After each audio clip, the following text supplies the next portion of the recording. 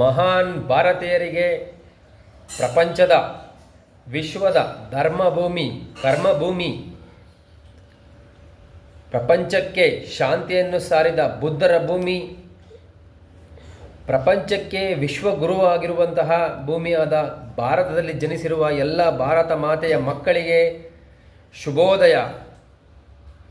ಭಾರತ ಮಾತೆಯ ಮಕ್ಕಳು ಬೇರೆ ಯಾವುದೇ ಪ್ರಪಂಚದ ಯಾವುದೇ ಮೂಲೆಯಲ್ಲಿ ವಾಸವಿರುವ ಅನಿವಾಸಿ ಭಾರತೀಯರಿಗೆ ಶುಭೋದಯ, ಶುಭ ಸಂಜೆ, ಶುಭ ರಾತ್ರಿ.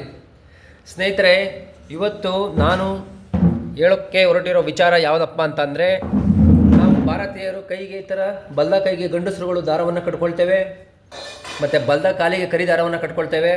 ಇದರ ಹಿಂದಿನ ವಿಜ್ಞಾನ ಯಾರಿಗೂ ಗೊತ್ತಿಲ್ಲ, ಇದನ್ನೆಲ್ಲ ಮೂಢನಂಬಿಕೆ ಅಂತ ಕರೀತಾರೆ. ಇದರ ಹಿಂದಿನ ವಿಜ್ಞಾನ ಇವತ್ತಿಗೂ ಈ ಮಾಡ್ರನ್ ಸೈನ್ಸ್ಗೂ ಇನ್ನೂ ಗೊತ್ತಿಲ್ಲ. ಇದನ್ನು ನಾನು ವಿಚಾರವಾಗಿ ಹೇಳ್ತಾ ಇದ್ದೀನಿ, ಕೇಳಿಸ್ಕೊಳ್ಳಿ. ಸ್ನೇಹಿತರೆ, ಮನುಷ್ಯನ ದೇಹ ಏನಿದೆ ಇದು ನಮ್ಮ ಕಣ್ಣಿಗೆ ಗಂಡಸು ಹೆಂಗಸು ಅಂತ ನಾವು ಇಂದ್ರಿಯಗಳ ಮಟ್ಟದಲ್ಲಿ ನಾವು ರೆಕಗ್ನೈಸ್ ಮಾಡ್ಕೊಂಡಿದ್ದೀವಿ. ಆದರೆ ಮನುಷ್ಯನ ದೇಹ ಕೇವಲ ಮನುಷ್ಯನ ದೇಹ ಅಂತಲ್ಲ, ಎಲ್ಲ ಜೀವ ಸತ್ವಗಳ ದೇಹ ಎರಡು ರೀತಿಯಾಗಿ ಮಾರ್ಪಟ್ಟಿದೆ. ಒಂದು ಮೆಸ್ಕ್ಯುಲೈನ್ ಎನರ್ಜಿ ಮತ್ತು ಫೆಮಿನೈನ್ ಎನರ್ಜಿ, ಅಂದರೆ ಪುರುಷ ಮತ್ತು ಪ್ರಕೃತಿ. ಫೆಮಿನೈನ್ ಅಂದರೆ ಪ್ರಕೃತಿ, ಅದು ಎಲ್ಲವನ್ನು ಕಾಪಾಡುವುದು, ನನ್ನದು, ನಾನು ಸೇಫ್ ಮಾಡ್ಕೊಬೇಕು, ಸೆಲ್ಫ್ ಲವ್ ಅನ್ನೋ ಒಂದು ಭಾವನೆ. ಫೆಮಿನೈನ್ ಎನರ್ಜಿ, ಅದನ್ನೇ ಪ್ರಕೃತಿ ಅಂತ ನಾವು ಕರಿತೀವಿ. ಇನ್ನೊಂದು ಮೆಸ್ಕ್ಯುಲೈನ್ ಎನರ್ಜಿ, ರೈಟ್ ಭಾಗ, ನಮ್ಮ ಬಲಭಾಗ ಏನಿದೆ ಇದನ್ನು ಮೆಸ್ಕ್ಯುಲೈನ್ ಎನರ್ಜಿ ಅಂತ ಕರಿತೀವಿ.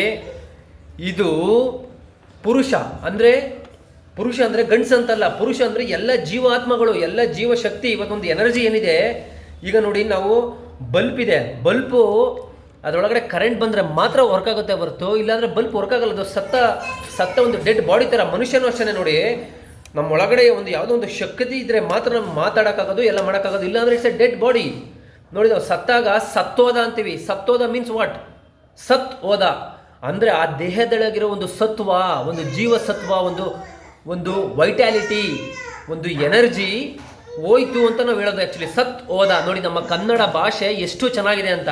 ಅದೇ ರೀತಿ ಈ ಮೆಸ್ಕ್ಯುಲೈನ್ ಮತ್ತು ಫೆಮಿನೈನ್ ಎನರ್ಜಿ ಏನಿದೆ, ಈ ನಮ್ಮ ಅರ್ಧನಾರೀಶ್ವರ ಅಂತ ಒಂದು ಕಾನ್ಸೆಪ್ಟ್ ಇದೆಯಲ್ಲ, ಹರಿಹರ ಅಂತ ಒಂದು ಕಾನ್ಸೆಪ್ಟ್ ಇದೆಯಲ್ಲ ನಮ್ಮ ಭಾರತದಲ್ಲಿ, ಹರಿಹರ, ಅರ್ಧನಾರೀಶ್ವರ, ಇದೆಲ್ಲ ಮೆಸ್ಕ್ಯುಲೈನ್ ಆ್ಯಂಡ್ ಫೆಮಿನೈನ್ ಎನರ್ಜಿನ ರೆಪ್ರೆಸೆಂಟ್ ಮಾಡುವಂಥದ್ದು.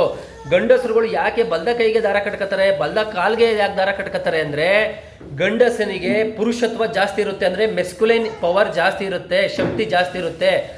ಅದು ಈತನ ಕಟ್ಕೊಂಡಾಗ, ಅದನ್ನು ನೋಡಿದಾಗ ಆ ವ್ಯಕ್ತಿಗೆ ಅಥವಾ ಆ ಒಂದು ಪ್ರಾಣಿಗೆ, ಮನುಷ್ಯನಿಗೆ ನೋಡಿದಾಗ ಆ ಒಂದು ಫೆಮಿನೈನ್ ಭಾವನೆ ಬರಬೇಕು ಅವನಿಗೆ.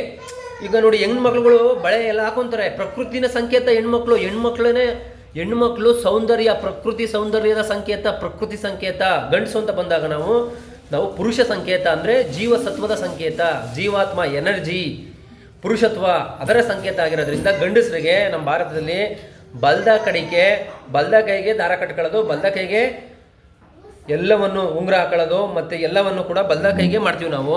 ಹೆಣ್ಮಕ್ಳುಗಳು ನೋಡಿ, ಎಡದ ಕೈಗೆ ವಾಚ್ ಕಟ್ಕೊಳ್ಳೋದು, ಮತ್ತು ಎಡದ ಕೈಗೆ ಜಾಸ್ತಿ ಬಳೆ, ಎಡದ ಕೈ ಕಾಲಿಗೆ ದಾರ ಕಟ್ತಾರೆ, ಮತ್ತು ಅವ್ರಿಗೆ ಮೂಗುತಿಗಳು ಹಾಕ್ತಾರೆ, ಕಿವಿಗೆ ಹಾಕ್ತಾರೆ. ಇವೆಲ್ಲ ಏನು ಅಂತಂದರೆ